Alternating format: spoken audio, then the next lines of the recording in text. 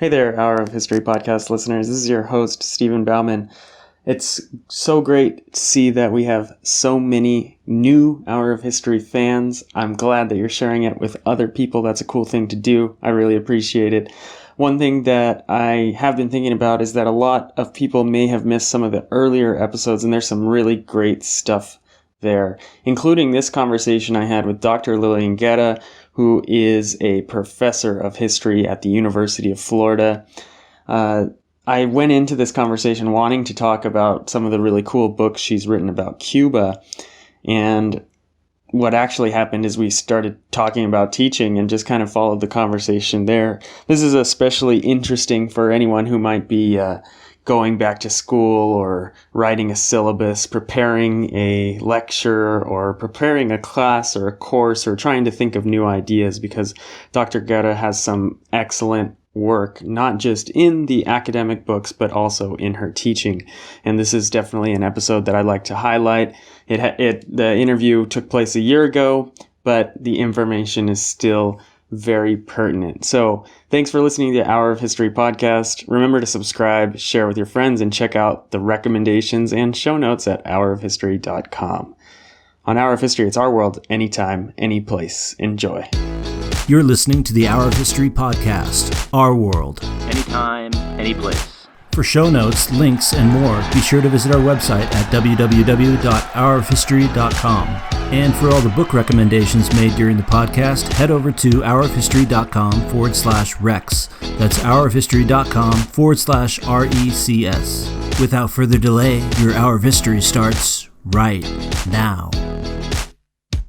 Welcome to Hour of History. I'm here with Dr. Lillian Guerra, and we're going to talk about Cuba. I'm delighted to be here. Thanks for inviting me. So I think if ever we're going to have, we've done a lot of Cuba episodes on Hour of History before, but it's hard to top you as a Cuba expert. You've written how many books on Cuba?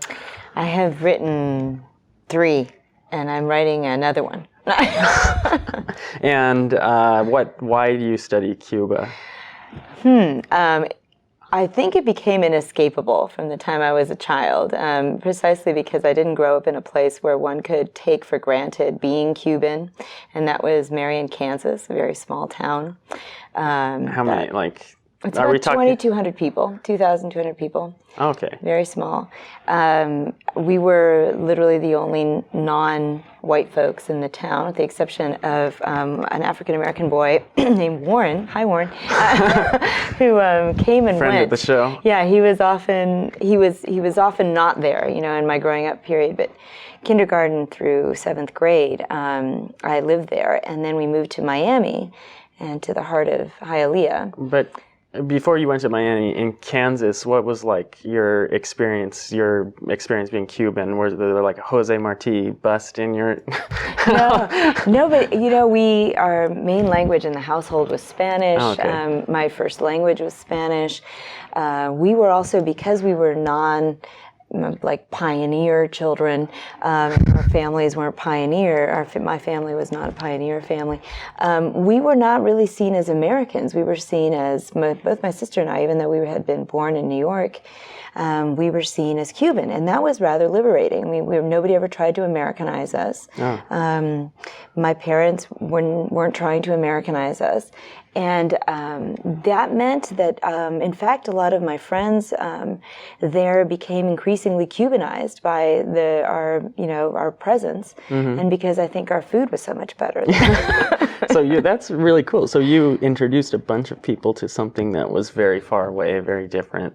Yeah, and intentionally. My father was the doctor of the town, and he had been recruited to go there. He's from Pinar del Rio. He died 3 years ago, so he was from Pinar del Rio. And his mother had been a rural school teacher for 43 years in a similarly very small place in Pinar del Rio. He had been the only one of his brothers who went beyond 8th grade and had always had the dream of being a rural doctor, I think. Really? Yeah, and so the town closest to his farm in Cuba had a very prestigious doctor as mayor, Pedro Diaz. So my dad always told the story when he wanted to become a doctor, and it was when he broke his arm or his leg. Now I can't remember. I think it's his arm. Some limb. And Pedro Diaz came and set his arm, and you could tell that he admired that man very well. He had a library.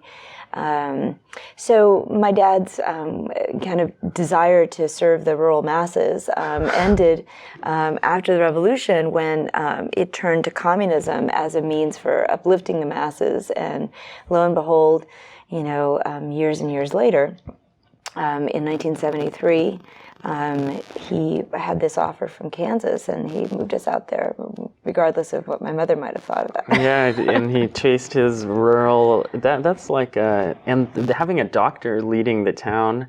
I feel like reading a lot of Cuban history. It seems like doctors are always up there in political spots, whereas you don't see that so much in the United States. Yeah, the tradition in Cuba at the end of the 19th century of people who could have chosen to be loyal to Spain, but because of their wealth, because of their position, but chose, in fact, to turn their backs on Spain and all that might have offered.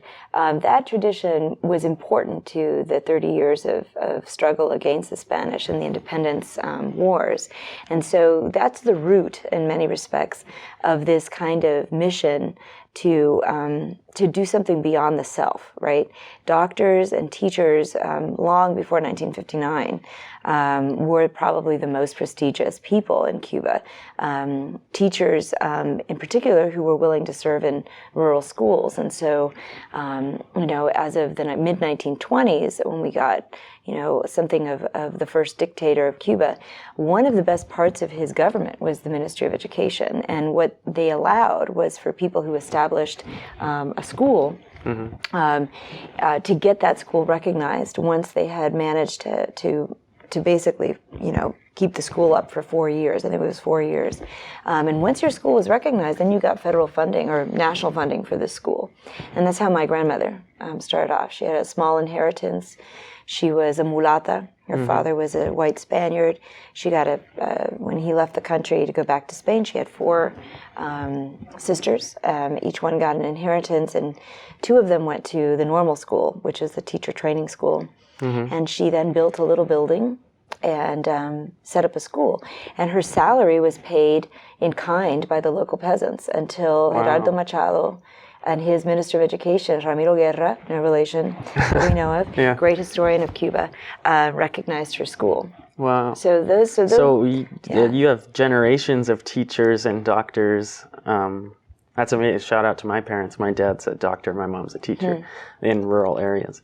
That's very interesting and very cool. And we'll talk more about that, this sort of how, people have a perception of Cuba sort of re-beginning in 1959, and a lot of your work sort of proves that that's not the case, and a lot of these things were going on much longer than the revolution. So hopefully we can get back to that. But how did you end up in Miami?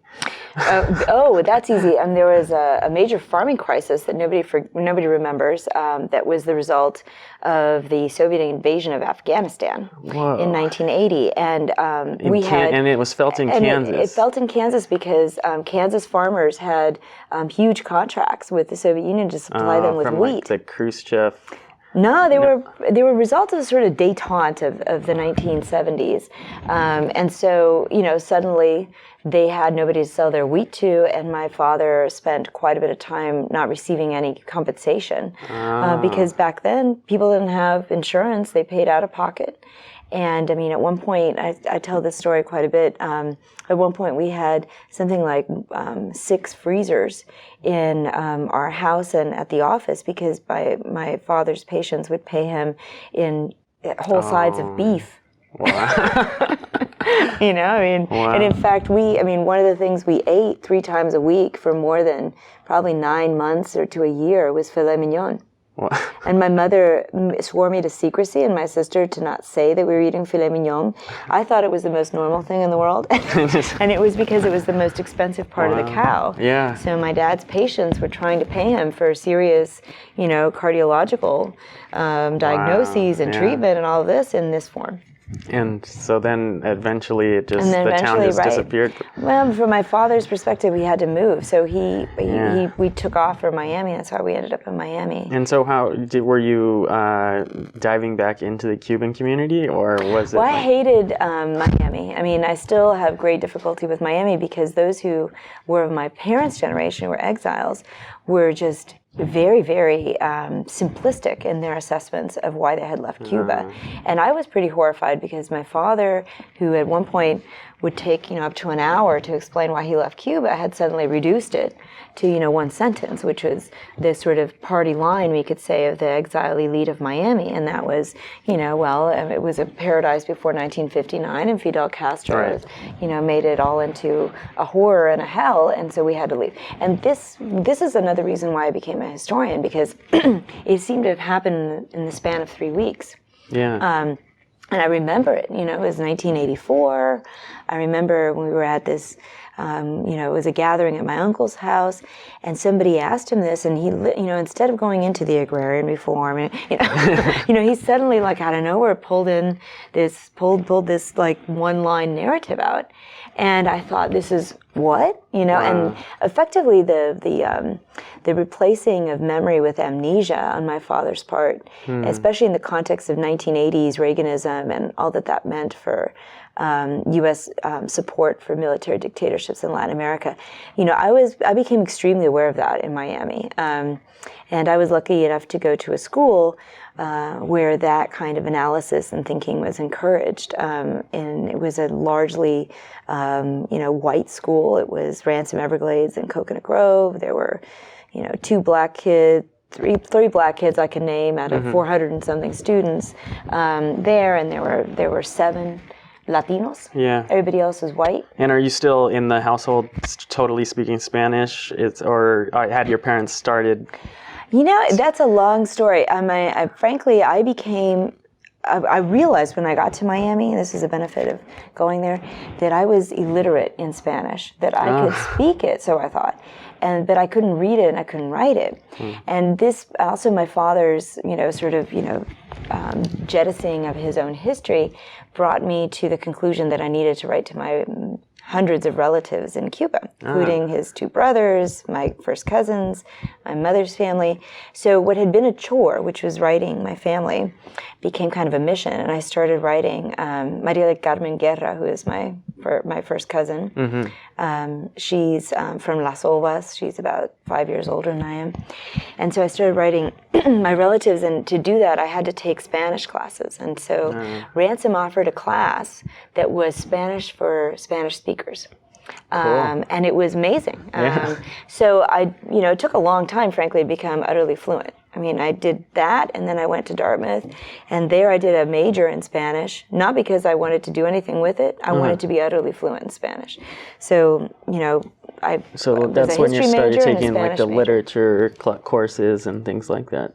Right. And I took a lot of literature in high school, AP Spanish literature and whatever, because I did have a very high degree of fluency. And once I learned the grammar, then I was like, oh my God, nobody needed to teach me how to read. I was like, oh. And what Dartmouth? I've been to Dartmouth a number of times, Hanover, and that's way out there. What did your parents think about that? One of the great things about my parents is that they had never in their lives imagined that they should impede our ambition. And that had a lot to do with my mother's own upbringing as the only girl in her family, and how much her parents had encouraged her to pursue, an academic dream. That got shut down with Batista's terror against the students in the 1950s, and the University of Havana was closed in 1956 by vote of the student body and the faculty. So that ended her career, and she entered the University of Havana when she was 15 years old. Wow. She would have been the first woman to have gotten a PhD in physics and mathematics. And instead, she became a secretary. And my father, who also found himself utterly, cut off by the same decision, when eventually he did become a doctor, it was with my mother's support, and it was in a different country and all that kind of stuff. So both of them, when we were growing up, never imagined that we would do anything but go to the best place we could possibly go to. For me, that was to go as far away from Miami as I could get. You did it.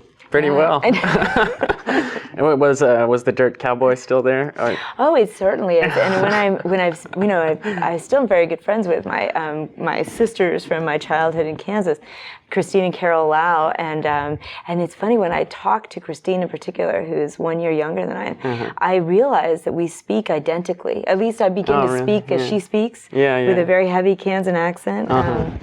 And Carol studied Spanish in college, and so I mean, this is the Kansanness is very much a part of who I am. I think it also made it easy to go to Cuba for the first time and visit all my rural relatives, because there's something about life in rural areas and the complexity of peasant cultures based on honor and based on face-to-face interactions, and you're always going to be accountable.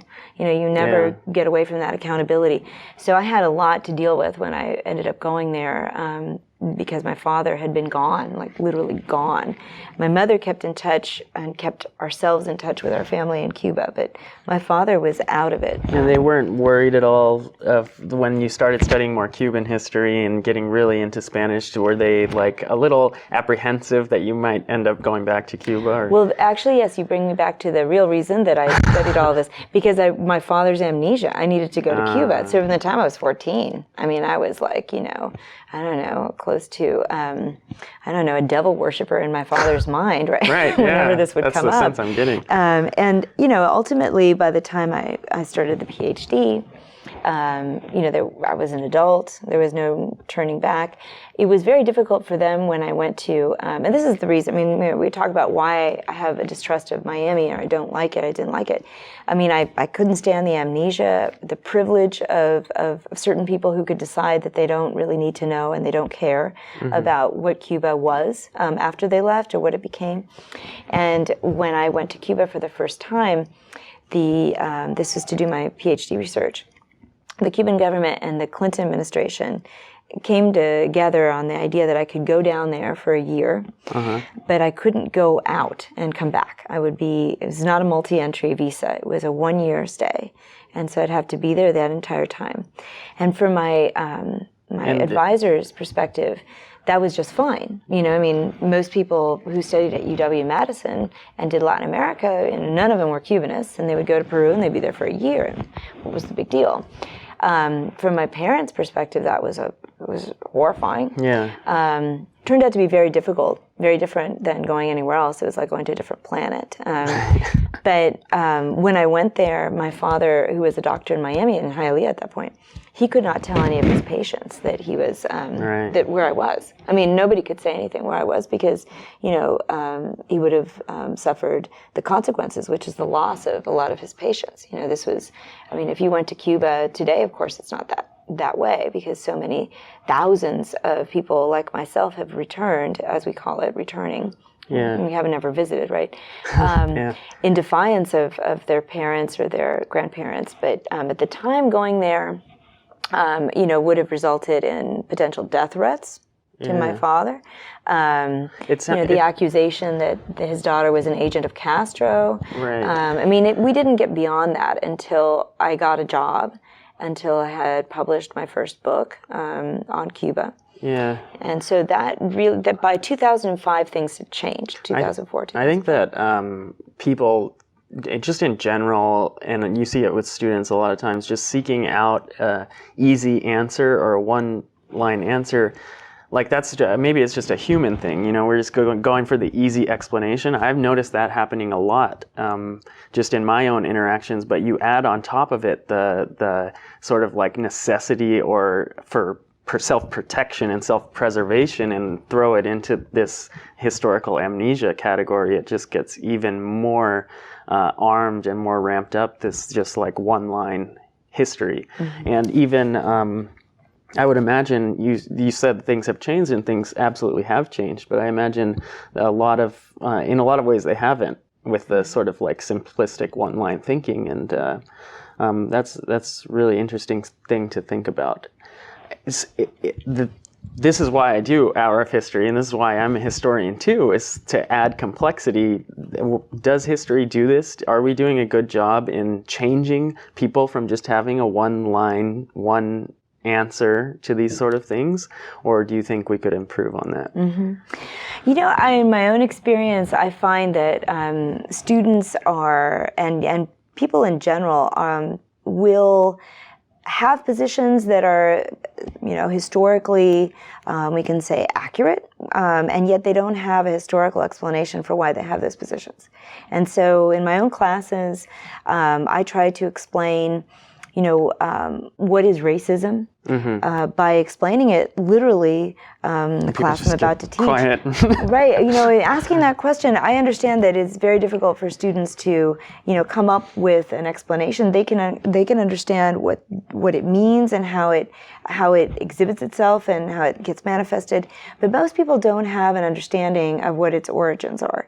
And so, you know, I'm about to teach a class, very much is called the Black Caribbean. And one of the things that we study as the origin of racism is the belief, you know, back in Spain, in Europe, among Catholics, that is relatively recent belief, prior to Columbus, about 150 years before Columbus, that there was a kind of fixity to one's Jewishness, that even if you became a Christian, you converted to Catholicism, that no longer, you know, were you in fact a Christian in the same way as somebody who was an old Christian, and that the fact that the institutional church adopted this as doctrine, and that it became part of policy long before Columbus arrived in America, then makes it possible for people to understand that once Columbus does arrive and the conquest happens, that the way in which he and others conquistadors are seeing native peoples is through the lens of a subhuman category of folks. They can become Christians, but they'll never be as good a Christians, real Christians, as we are. And this comes from, you know, their own experience as old Christians interacting you know, with new Christians and Jews in Spain who refused to convert. So these kinds of ideas of race, once, you know, the word race and racism are terms that have evolved in time, but they also have origins. And even when we didn't have a way of speaking about those words, you know, certainly nobody in Columbus's time used the word racist to describe any of this, right? Even those who were highly critical. That doesn't mean that we can't use it. It just means that we should also learn that there's something beyond that. Like, what does that mean, that Columbus was a racist? Yeah. You know, it's really interesting too, the way you periodize that, going back further. Like, I think a lot of times people just are so eager to start the discussion now with what's happened, or, you know, if a current event happened, let's talk about it going back maybe 50 years, or, you know, no one's going to go back to the Spanish Empire. Right. So that's good. I'm glad you're doing that. I try to do the same thing with my class, and a lot of times it gets eye rolls and kind of like sighs, like, do we really have to go back to Columbus, or even before Columbus? So I think that's an important thing to bring back. So Cuba and the Caribbean are a great place to study that kind of thing, right? You just sort of happened, I mean, you didn't choose to be Cuban. It's a nice coincidence, right? I'm not Cuban, but I found my way to the Caribbean one way or another. And it's easier in a lot of ways to study these sort of things because of the diversity in the Caribbean. How has that played into what you've written about the interaction between different ethnicities, different racial groups in the Caribbean?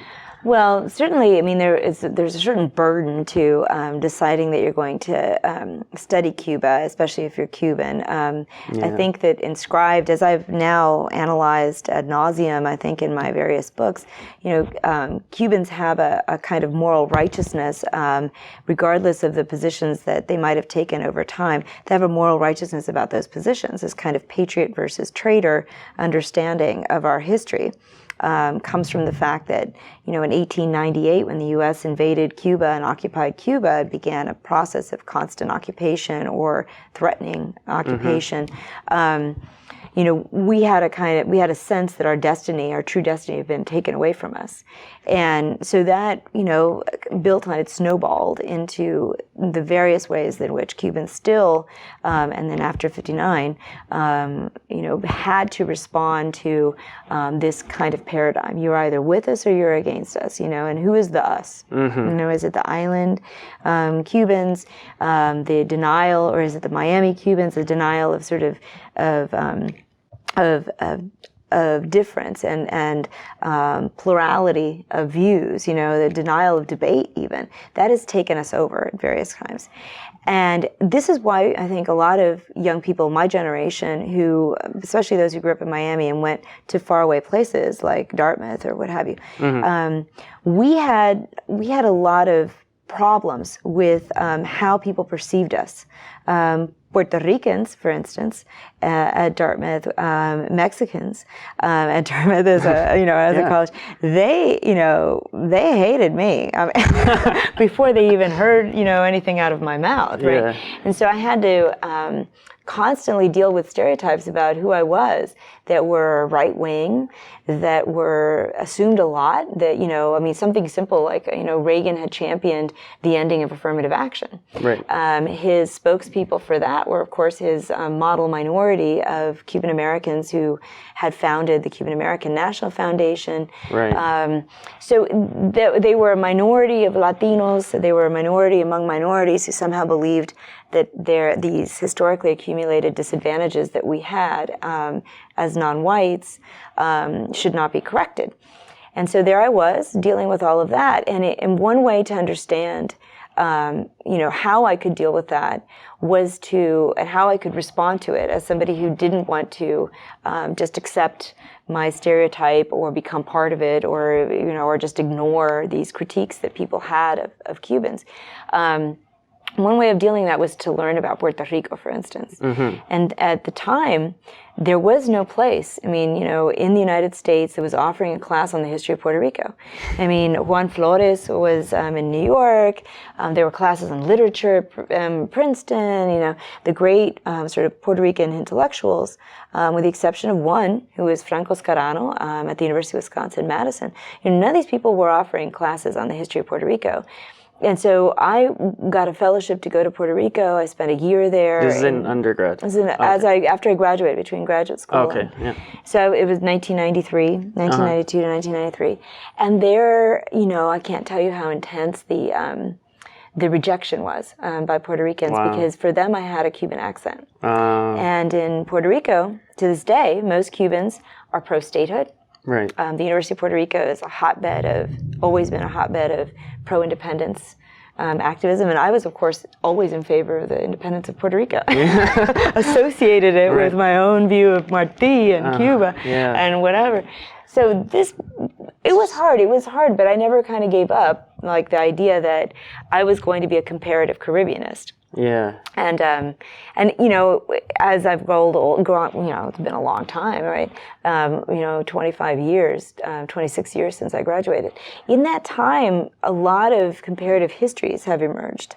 And many, many, many people have taken up the burden of talking to one another about our differences, about our misperceptions, about the erroneous fiction that somehow Jamaicans and Haitians don't have anything in common, or Jamaicans and Cubans don't have anything in common. Well, I have experienced that too. I taught in New York City for a bit, and I taught in a high school that was almost entirely Jamaican with a small Haitian population, and the way the sort of battles that would go on between the two groups were incredible, and it was really frustrating too. At the same time, I was teaching the New York State global curriculum. I had to teach it, and they had no idea about their history, and I couldn't teach. They were interested. We'd talk about it, but I couldn't officially teach it. So I imagine, like, when you say this sort of thing, that there's nothing being offered on Puerto Rico, I imagine you're at Dartmouth taking like a Western civilization class or something, and there's no but maybe Dartmouth was a little different at that point, but maybe not. No, it wasn't that bad. Certainly, in fact, at Dartmouth, there was, I was basically a third world history major. There was virtually every class, there was a class on everything. There was a class that Douglas Haynes taught on Vietnam, on Southeast Asia. I took classes on Indonesia, on the Philippines, on India, took tons of classes on Africa. Latin America. That was all there. Okay. But Puerto Rico always gets left out because it is supposedly part of the United States. And this is one of the legacies of colonialism that we still live. If you do a PhD in the history of Puerto Rico, you are struggling constantly to be considered a Latin Americanist by many people, by scholars, by institutions. Puerto Rico, I was told by somebody that I would have studied with otherwise for my PhD, was not a part of Latin America. So why would I take a year off? If I could go and study with her immediately a PhD in Cuban history, why would I go to Puerto Rico for a year? And that was startling, and yet it's still the case. I mean, Puerto Rico is more likely to be taught in an American Studies course, and that as a field is a new field. It's an offshoot of American history, of U.S. history, but one that in many respects started off as a field where you were looking for U.S. history in other places, right? A sort of imperial history of the United States, and it has deepened dramatically and folded back on itself so that American Studies now includes many studies of the United States, the internal processes and dynamics of the United States. It always seems so backwards to me, the scope of, I know more and more American historians are looking globally, but just these nation-based fields. I mean, even talking to people in Cuba, it's impossible to talk to someone who doesn't have connections in Canada, United States, Puerto Rico, So the connections that go beyond these geographic areas that we tend to limit ourselves to seems to be a big limitation in history. Mm-hmm. How do we do that how do we sort of bring that in without destroying these geographical studies? So how can you can be a Latin American historian, but still how do you avoid the fact that Chinese are being brought in, to Latin America? At what point, how do we have anything concrete with such a blurry world? Mm-hmm. Well, I mean, it's blurry, but it's not that blurry. I mean, I don't leave that out. And I think, the Chinese indentured servants, for instance, that were brought to Cuba, and more than 100,000 were brought, they were brought in, and were a very prominent part of the landscape as either descendants or as the indentured servants themselves. And there's new Chinese immigrations in the 20th century. There's a lot of ways to engage that without leaving behind, the mandate that you should do the national history of Cuba, and you should spend a heck of a lot of time working on, the experience of Black Cubans and the relationship between nation-state formation and U.S. imperial interventionism. I mean, all that has to be there. It's a matter of one's commitment to figuring out how to do this. How do you create a grand narrative that is your own, whether it's in the context of a book or it's in the classroom. And I frankly think that, I'm utterly opposed to these kinds of core curriculum standards. I think that they restrain the ability of teachers to, in fact, be creative, to teach beyond the test, clearly. But, I was a product, too, of teachers as a young person, again in Kansas, where those teachers, because they had had a particular experience in their lives, would bring that into the classroom. So, I mean, I recently wrote for the HoH, the American Historical Association's magazine, Perspectives, a kind of an op-ed piece here, where I name Mrs. Case, who is my 5th grade teacher, and she, her husband had been stationed in Japan, and she spent a whole week on Japanese culture and Japanese history. That led us also into the terrain of studying World War II and studying Nazism and studying things like the Cold War. And for that, I mean, I'm eternally grateful, because we were, this is back in 1979, and at that time we were still doing all kinds of nuclear drills. I mean, it was a big deal. We would all gather in the gymnasium, and ridiculously have to put our heads between our knees and cover our heads and sit up against the walls if that's going to protect us from a nuclear bomb. So there was a relationship of the present to the past that she brought in, because she was, an organic intellectual who knew stuff. I know. I think that's so cool. Had the freedom to do that. Giving teachers the freedom to do that is the important thing, because most of the teachers I've worked with certainly have stories and experiences that they draw on. Everyone has experiences that they can draw on. And I think that's a huge help. Is that something that you find yourself able to do at the university level? Are you able to create, or are you sort of bogged down to fitting these requirements? No, I've always been, I've taught at 3 different institutions. I've never had anybody tell me that I couldn't teach a class the way I wanted to teach it. One of the things you have to do, of course, is show that the class is either worthy of being taught, because what you're offering is something that no one else is offering at the university, and so even if it has low enrollment, it's worth it. Or you can show that you can get those numbers up. I'll give you an example, and you can bring in people to that. You built it, and they will come, and they are coming. So when I taught at my second position at Yale, they have their shopping period, which is a nightmare if you're an assistant professor, because that means that nobody is registered for your class the whole first week that you're teaching the class. They just register as they move from one class to the next. And so I was forewarned by my still dear friends, Gil Joseph and Stuart Schwartz, that what I needed to do was recognize that, like, first, if I don't get these kids registered, I don't get a TA, and the numbers determine who you get, whether you get a TA right. or not. So, and the lady who ran that was this. She's no longer there, but she was. I would describe her as a racist woman. She didn't believe, at all, that somebody would have any interest in taking a class on the history of Cuba and Puerto Rico, which is one of my bread and butter classes. Would not take a class on the Black Caribbean.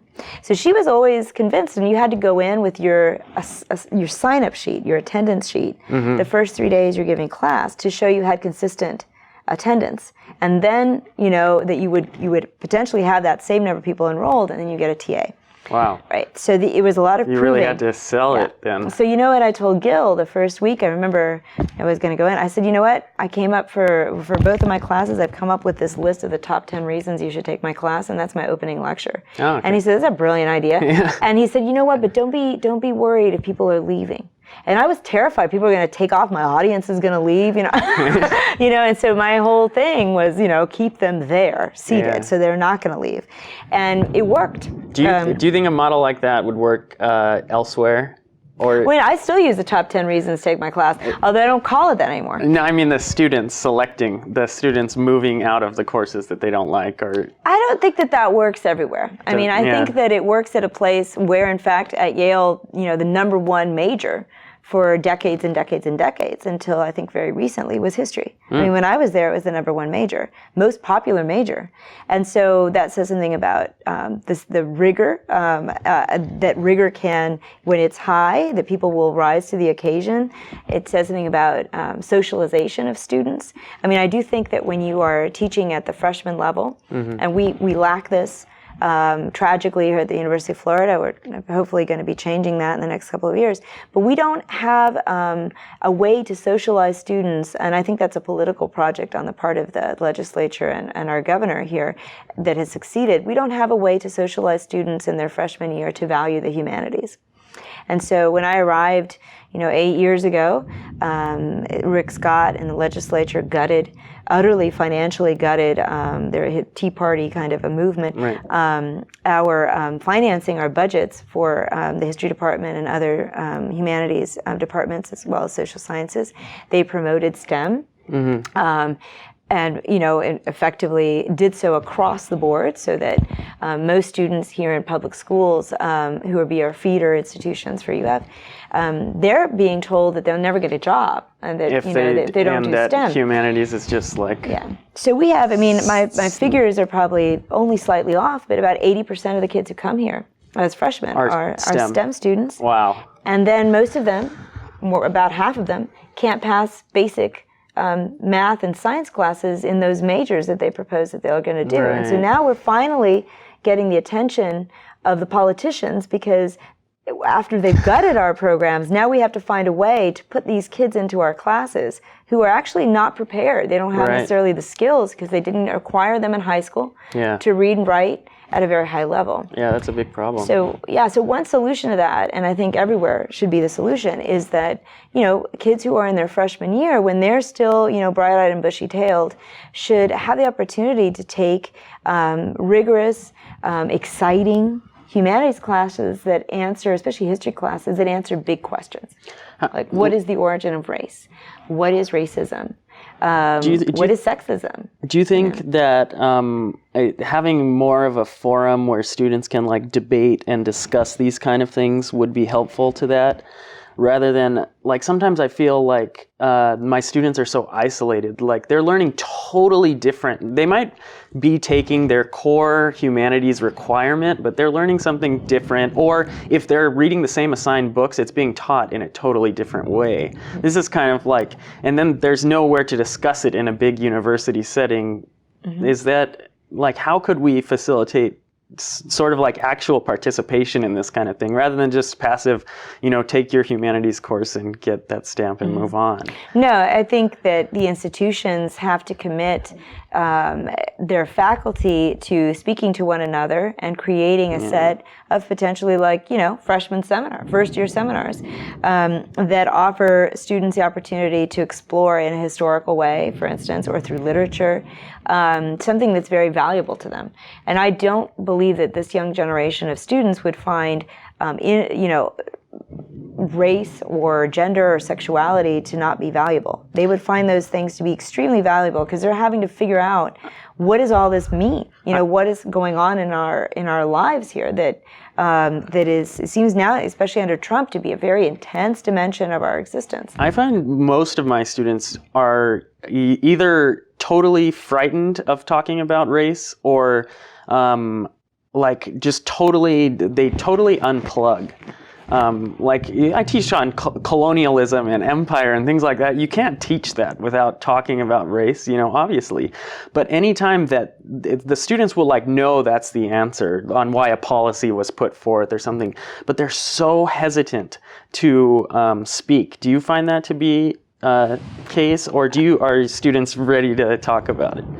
Well, okay, so I have my own strategy for dealing with this. I do believe it exists. And that is that, the classroom is not a democracy. So I don't do debates before people have equal amounts of knowledge.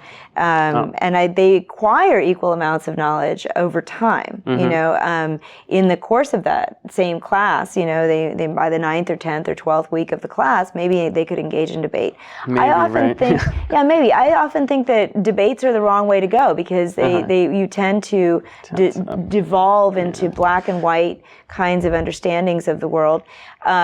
Instead, I think that the knowledge is something that as they begin to acquire it, they begin to also acquire similar terminology that's valuable, that seems to make sense. And there's an echo between there's an echo effect between how I'm speaking about something, how the documents we're reading and the secondary sources we're reading, and the way that they're thinking. When there is, when there is an echo effect, then they'll start kind of putting all this fear and concern aside.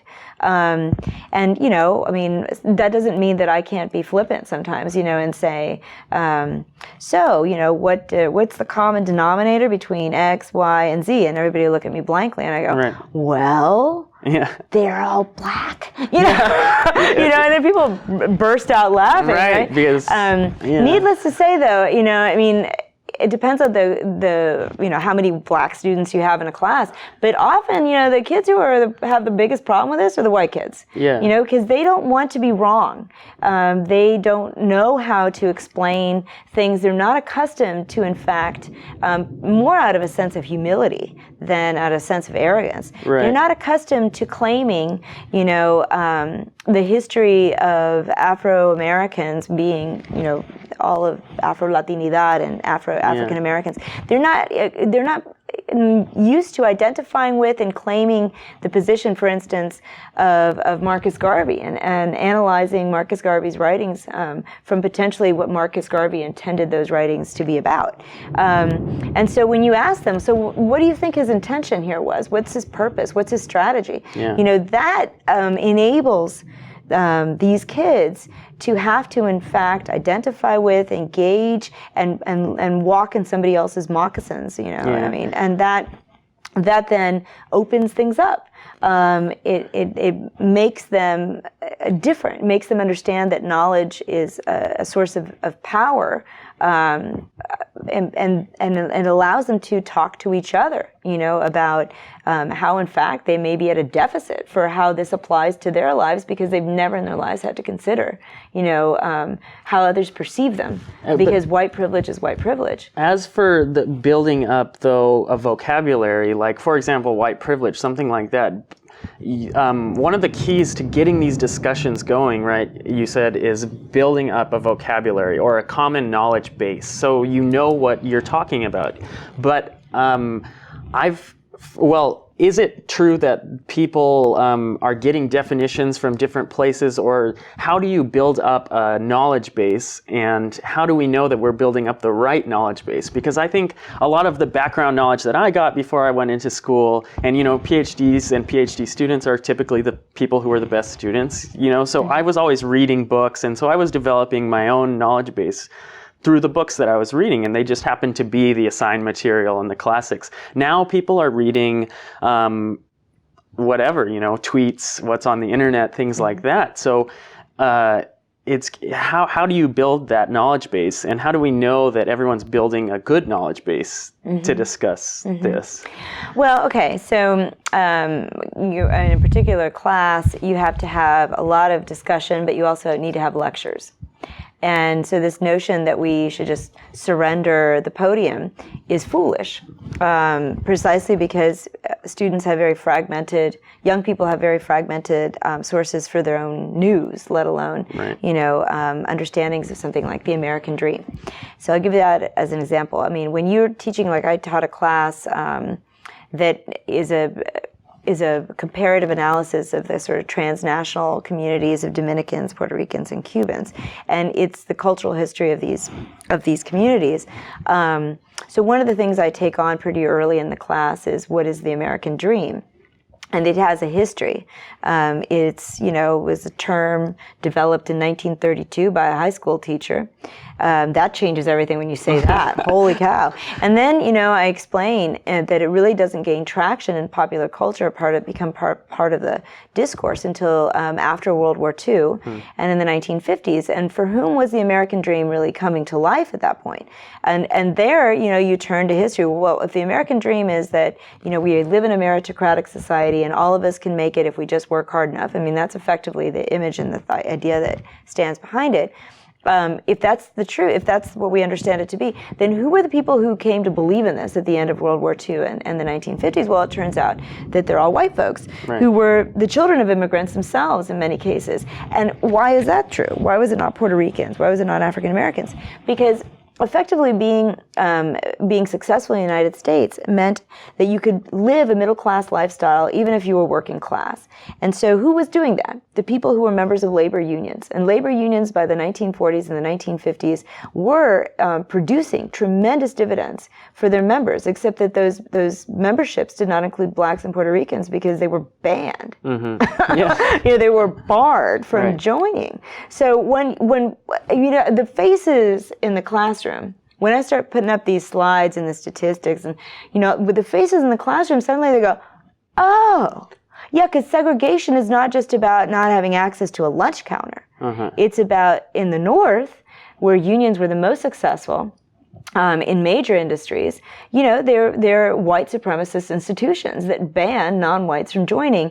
And the only way you did join as the immigrant, the child of Polish folks or Irishmen or whatnot, is if you adopted the same values that were defined, as the true American values by Teddy Roosevelt, et cetera, in the 19th century. The Anglo-Saxon race had expanded its boundaries, but had done so on certain terms. And so joining those, adopting those terms included excluding others because they didn't look like you, because they were racial inferiors, because they spoke a different language, because there's all these logics that were involved. So that it's a good example of how, what I deal with and what I suggest we all do is we figure out what is the biggest elephant that could take over the room. And in a class that compares Latino immigrants, Caribbean immigrants, Cubans, Puerto Ricans, Dominicans, the biggest, always when you deal with immigration, the biggest one is the American dream. And the Cuban American dream has also roots and explanations that have to do with the U.S. government effectively funding the success of Cubans after 1961. And when you could show that, the Cuban refugee program, $2.2 billion. You can show how Cuban businessmen in Miami got subsidies from the CIA. Now we know that. You didn't have to make a profit if you were getting a subsidy from the CIA, and yet your African American or your white American business owner who is on your same block, he couldn't compete with you because he had to make a profit. These kinds of things, they totally radically change, the nature of the discussion. Right. And it sounds like that's a good approach, to have a clear way of laying it out where you take, I think that's great. You take the biggest elephant in the room and you define it and you just go for it. And that sounds a lot like your top 10. Maybe those sneak into your top 10. But is that the way you approach writing a book too? No. Because you've written a lot of stuff. A ton of books, and so it's different. You're not going because you're writing books to a different audience, obviously. Although, you're right. I mean, it's different, but it's not that different. I mean, in writing my books, I anticipate, especially on Cuba, you have to anticipate every possible argument that could be arrayed against yours. And when you do that, you also begin to see that perhaps you're wrong. You begin to question your own evidence. You've got a constant check on what is your instinct to plow through and say, this is what happened. So one of my best advisors was Steve Stern as a graduate student. And he said, that one of the things that you have to do when you're writing is you have to, co-opt every possible naysayer. And you do that, you refute through co-optation. And that doesn't mean that you do this in kind of an artificial way. That means that if there are, a whole lot of arguments and you're trying to take on a whole historiographic, position that has been repeated and repeated. If you're going to do that, you really need to know what the component parts of that historiographic position are. What are the sources they're drawing from? So you need to know not only your stuff really well, but you need to know their stuff really well. Which is a lot like what you were saying for the teaching. Like before we throw these human beings into debate, intense battle, they should know what the other person knows and what the other person thinks. But that seems kind of contrary to how people kind of have discussions or arguments, and how we see arguments in mass media and even op-eds in the news. It's not. There are sometimes straw men that are constructed, and that's as much of the other argument as that you're going to get. And it's not even a real representation. So I think that's really valuable and really important, and hopefully historians can keep teaching that kind of thing. Can I say one more thing about that? Yeah, please. You reminded me, it's a very good example. Yeah. Journalists are very lazy. I'm always I always give my friend a hard time because he's a journalist, but journalists can be very lazy. And when I say this, I'll give you an example that CBS recently had a panel of women who were Democrats and a panel of women who were Republicans, and 3 and 3. Perfect. And so the reporter is also a woman, and she asked, are you feminists? And of course, all 3 Republican women said no. And when she pursued that, one of them said, well, I'm not a feminist because I don't need to ask for rights I already have, and left it at that. Far worse, I thought, was the next person's comment, which is that that people make up stories about there being a wage differential. And this was in part prompted by the journalist saying, well, what do you think about the fact that, women get paid less than men even for doing the same jobs? And so this Republican woman's position was that, in fact, it's a myth that there is really no pay differential, and that that really the reason that there is one, or appears to be one, is that women go into more traditional jobs that get paid less effectively. So she's making the argument that we tend to choose just to become teachers, rather than principals of schools. We just choose that, And so the journalist is dead silent in response to this. And I thought that's absurd. First of all, you have to follow that up. But what are the factors that push women to only have those professions at their disposal? And choice about, whether you could be a principal or a teacher is really just, it's a stupid, absurd kind of thing. You don't just choose. What choices are arrayed to you and made possible for you are made by whom? A bunch of women? No, by a vast majority of men. Right. Well, men are the ones who control, and men simply because of their numbers, not just because of their attitudes. Right. But the kinds of power that men have in society, but in virtually any profession. When you ask those kind of questions, it doesn't fit into a 5-minute segment for TV. Right, which is what then you wonder, what is her purpose there in having right. this? Is it sensationalism? Is it to show that both sides, are quote right? It can't be about both sides being right. It has to be about beyond that. You have to take that further. If women populate certain traditional quote unquote professions, that may be true in certain professions, but we have equal numbers of women and men becoming doctors these days. So one has to wonder, how much more do women doctors get paid than men? Both sides can't be right. And when it comes to something that can be factually proven or disproven, and so this, I think that this kind of relativism to which journalists ascribe in order to show that somehow they are being objective, right. It's really false. It's a comfort. It's a comfortable position. But they're doing that both to meet. They've got to they don't have as much time as say a historian does, right? They have to put it out, especially now. But this was not a live broadcast. You know what I'm saying? It's taped. You got some time to edit. Yeah, but I've also heard that those shows pick people very, very carefully. I used to look at these shows and think, oh, I want to be the historian expert for this country or whatever, because there used to be historians and experts, but it seems now that it's just a lot of like... Right, and I think it's pandering, frankly, to the anti-intellectual impulse and the anti-academic impulse of Trump's version of populism, if you want to call it that. Mm-hmm. So there is an assumption, because again, journalism is often profit-driven, especially televised journalism. And when it's profit-driven, then it's not just about how much time you have, it's the assumption that your public, wants to feel comfortable. And I think CBS is a great competitor, just like NBC or ABC, or CNN's great competitor is Fox News. Yeah. And so Fox is all about pandering to the lowest possible denominator when it comes to, facts, analysis of something that can be proven or disproven based on just a little bit of statistical, gathering. I think it's frightening, the prospect that we would have our mainstream news media begin to assume similar kinds of attitudes as the one that this particular show assumes, or that kind of format assumes. And it seems that's much more common these days, at least than it was like a little bit ago. All right. Well, unfortunately, there's a lot to talk about, and I'm sure we could talk for hours and hours and hours, but you have so much. You're working all day and talking all the time.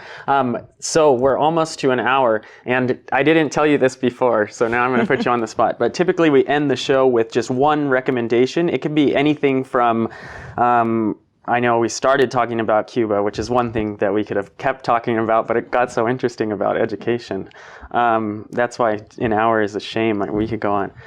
But it can be from Cuba, it could be about education, it could be about anything. So sometimes people suggest movies that they like. It doesn't matter. Oh, I have a recommendation right after Perfect. That. I think that probably very appropriate would be David Blight's Race and Reunion. It's a book about the post-Civil War era.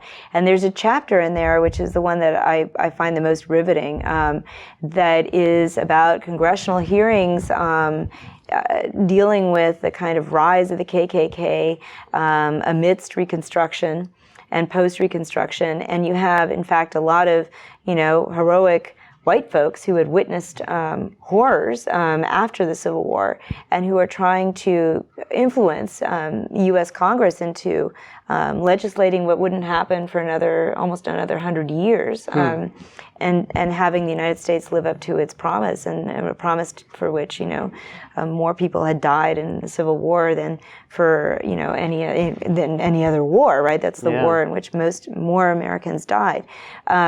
So I would say that. I also think that some of us should go back to these old classics. You can give us some. There's no limit to it. We can link to whatever you say.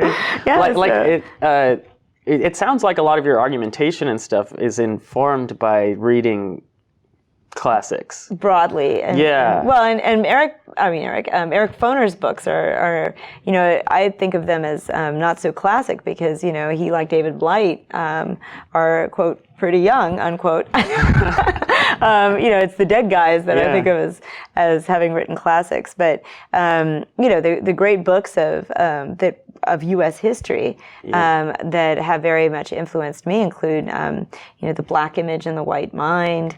They're great novels to be read too. Just well written too, huh? Yeah, that are substitutes. I mean, Junot Díaz's The Brief and Wondrous Life of Oscar Wilde is one of the best ways to understand Dominican history. Yeah. The burdens of Dominican masculinity and how masculinity can be extremely oppressive. Waiting for Snow in Havana is a spectacular novel.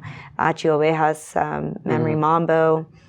So there are many ways to approach that question. I mean, you have enough reading for the next month. That's great. We'll put links to that all online. For this week, my recommendation is the London School of Economics has a great podcast site that they update regularly. They have a lecture series that goes.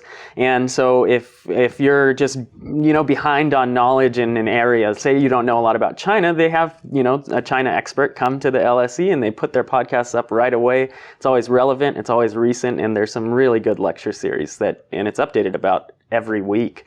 So I always check that out.